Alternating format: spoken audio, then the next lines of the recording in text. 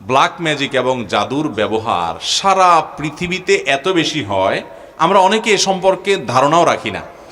আমি আমার ব্যক্তিগত অভিজ্ঞতার কথা বলতে পারি।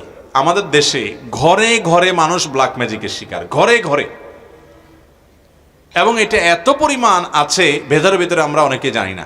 আপনারা বিভিন্ন কাগজ দেখেন, সোশ্যাল মিডিয়াতে, বিভিন্ন শহরে, বিভিন্ন আপনার বৈদ্যুতিক খুঁটি ইত্যাদিতে তান্ত্রিক অমুক কামাখ্যা থেকে প্রশিক্ষণপ্রাপ্ত, দেখেন না?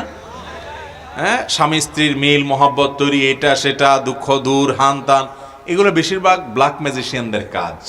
এবং ব্ল্যাক ম্যাজিক এটা মানুষকে ধ্বংস করার জন্য ব্যবহার করা হয়, মৃত্যুর মুখে ঠেলে দেওয়ার জন্য ব্যবহার করা হয়। এটার বাস্তবতা আছে, এটার বাস্তবতা আছে। এবং এত বেশি এই বিষয়টা দৃশ্যমান, মানে দেখতে তো মনে হয় না যে এটা দেখার কোনো উপায় আছে, কিন্তু এটা আপনি যদি কোনো ব্ল্যাক ম্যাজিকের রুগীর কাছে যান এবং তার ট্রিটমেন্ট দেখেন, বিশেষ করে কোরআনের উপরে ঈমান আনার জন্য আর কিচ্ছুর দরকার নাই।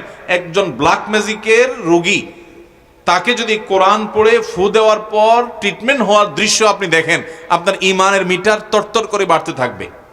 এই কোরআনের মাধ্যমে আল্লাহ তাআলা ব্ল্যাক ম্যাজিক থেকে এইভাবে মানুষকে র্যাপিডলি, খুব দ্রুততার সাথে মানুষকে ট্রিটমেন্ট করান। অনেক রুগী আছে দেখবেন কোনো ট্রিটমেন্টে কাজ হয় না, কোনো ট্রিটমেন্টে কাজ হয় না। এগুলো বেশিরভাগ ব্ল্যাক ম্যাজিকের রোগী হয়।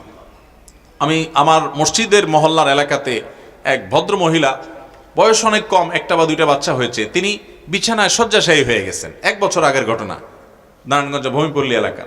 তো সেখানে আমাকে এক ভদ্রলোক নিয়ে গেছেন, যাওয়ার পর আমি ডিটেল শুনলাম। শোনার পরে আমার কাছে মনে হলো যেটা ব্ল্যাক ম্যাজিকের রোগী। ইন্ডিয়াতে নিয়ে গেছেন, অনেক জায়গায় নিয়ে গেছেন, কোনো কিছু হয় নাই।